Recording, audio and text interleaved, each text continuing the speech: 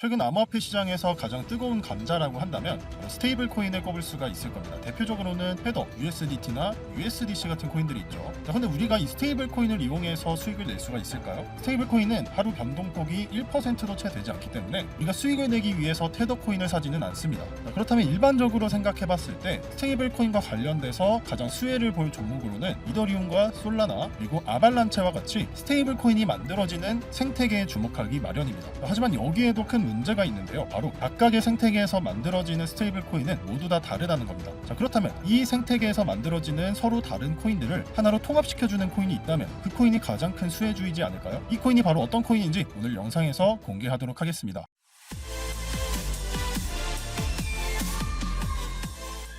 스테이블 코인에 많은 관심이 쏠리기 시작했던 그 시작점을 한번 찾아보면 비트코인, 암호화폐가 본격적으로 제도권 안으로 들어오면서 비트코인 ETF와 같이 기관들의 움직임이 나타나면서 시작이 됐습니다. 비트코인 ETF가 신설됐다고 했을 때 많은 사람들은 앞으로 기관들의 많은 자금이 들어오면서 단순히 비트코인뿐만 아니라 알트코인들에도 굉장히 큰 영향을 줄 것이라고 예측을 했었죠. 하지만 실제로 2025년이 끝나가는 지금 시점에서 과거를 되돌아봤을 때는 어떻죠? 결국에 ETF는 비트코인의 12만 달러 최고점을 찍는데 가장 큰 역할을 했지만 반면에 알트코인의 시장은 굉장히 얼어붙게 만들었습니다. 그러면서 시장은 점점 양극화되어 가고 있는 상태이고 쉽게 말해서 ETF로 인해서 비트코인이 제도권 안으로 들어오기는 했지만 오히려 그것이 알트코인과의 양극화를 더 극대화시켰다라고 볼 수 있는 겁니다. 알트코인에 대한 신뢰도는 점점 더 떨어져 가고 있는 상황이죠. 자, 그런데 이 시점에서 가장 큰 화제가 됐던 것이 뭐냐면 바로 스테이블 코인이었습니다. 암호화폐가 제도권 안으로 들어오면서 가장 수혜를 봤던 코인은 바로 스테이블 코인이라고 할 수 있겠죠. 시가총액은 계속해서 상승하고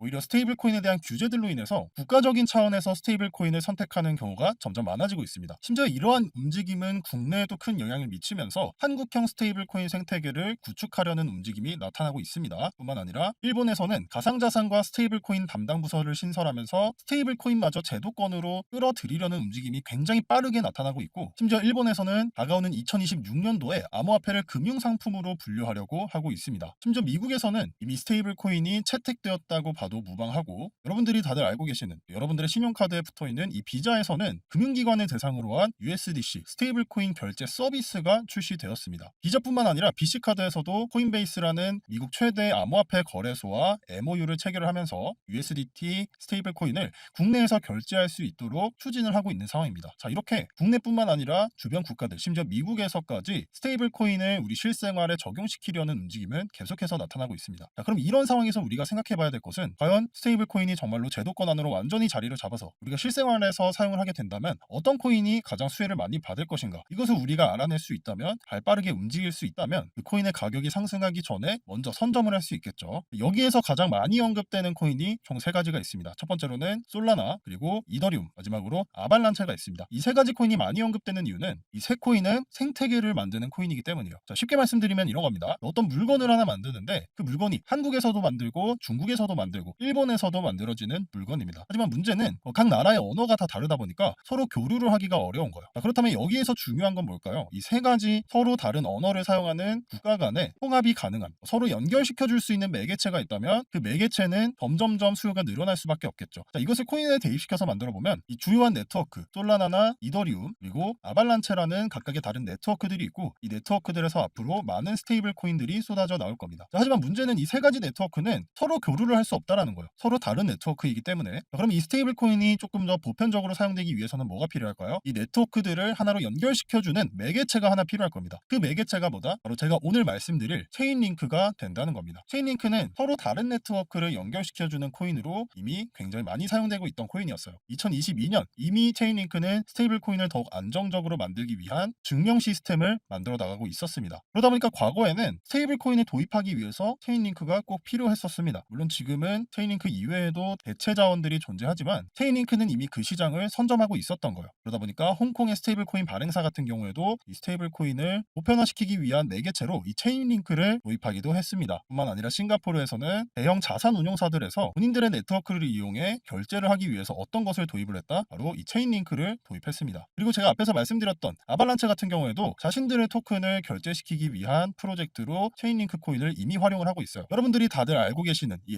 BNP 같은 경우도 이미 체인링크와의 협력이 시작됐습니다. 자, 그럼 여기서 한 가지 의문이 들 수 있겠죠. 왜 체인링크가 이렇게 뜨거운 감자가 된 것일까? 왜 스테이블 코인을 발행을 하는 데 있어서 체인링크가 이렇게 중요한 역할을 하는 것인가에 대해서 궁금증이 생기실 수 있어요. 자, 이거에 대해서 너무 깊게 파고들면 여러분들 머리가 아프실 거기 때문에 이 체인링크 공식 블로그에 올라온 글을 참고해서 제가 간단하게만 설명을 드려보겠습니다. 자, 스테이블 코인에서 가장 중요한 게 뭐죠? 바로 어떤 걸 담보로 하느냐가 가장 중요해요. 자, 그런데 여기에서 미국이 발행한 법안을 통해서 살펴보면, 자, 미국이 어떤 법안을 만들었죠? 스테이블 코인을 발행하기 위해서는 스테이블 코인을 담보로 하는 달러를 현금으로 가지고 있거나 혹은 미 국채를 가지고 있어야 한다. 1대1 비율로 가지고 있어야 한다라는 법안을 만들었어요.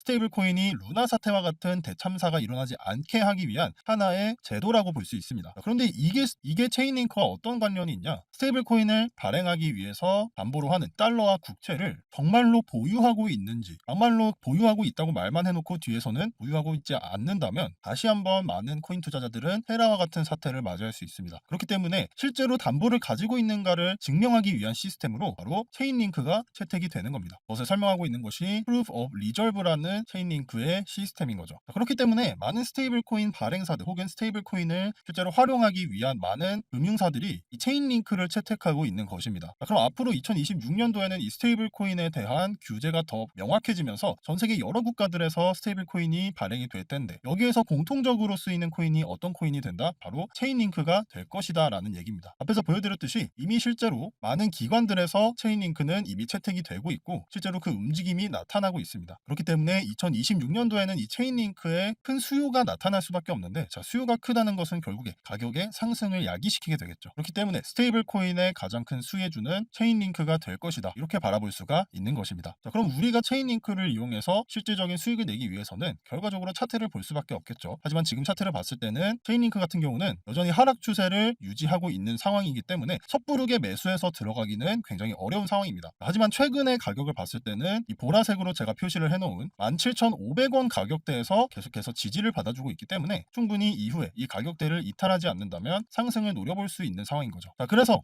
이러한 종목들을 언제 사서 우리가 언제 팔아야 욕심내지 않고 적당하게 수익을 내고 나올 수 있는지에 대해서는 이 소통방을 통해서 전부 다 알려드리고 있습니다. 지금 아직까지는 완전히 상승으로 반전된 상황이 아니기 때문에 우리가 조금이라도 더 좋은 타점을 잡기 위해서, 우리가 조금 더 효율적인 투자를 하기 위해서는 그냥 아무 생각 없이 가격 내려가면 사야지 라고 하는 것보다 상승으로 전환되는 것을 확실하게 포착을 하고 그 타점을 잡아서 정확한 목표가에서 익절을 하는 것이 수익을 내기 위한 가장 좋은 방법이라는 걸 여러분들도 다들 알고 계실 거예요. 그래서 어느 가격에서 사서 어느 가격에서 팔아야 하는지를 이렇게 소통방을 통해서 전부 다 공개해드리고 있고, 해당 종목들에 대한 자세한 분석은 비공개 라이브를 통해서 진행을 하고 있습니다. 이 라이브 같은 경우는 소통방에 입장하신 분들에게만 라이브 링크를 보내드리고 있는데, 자, 이 소통방으로 한번 들어와서 이런 종목들의 타점과 실시간 라이브를 한번 보고 싶다 하시는 분들은 지금 보고 계시는 영상 하단에 설명란을 클릭해 보시면 자, 이렇게 S급 코인 투자 정보 받아보기, 이런 링크가 하나 보이실 겁니다. 이 소통방은 구독해주신 우리 구독자분들을 한해서만 입장하실 수 있게 도와드리고 있기 때문에 구독자분들 중에서 이 영상을 처음 시청하시는 분들이라면 채널을 구독을 해주시고 이 링크를 클릭하시면 소통방으로 입장하실 수 있는 링크를 보내드리도록 할 테니까, 이런 S급 정보들 받아보고 싶으신 분들은 아래에 있는 링크 눌러봐 주시길 바랍니다. 자, 이렇게 앞으로 스테이블 코인의 제도화, 스테이블 코인이 제도권 안으로 들어오면서 2026년에는 아마 스테이블 코인과 관련해서 가장 뜨거운 해가 되지 않을까 생각을 하고 있습니다.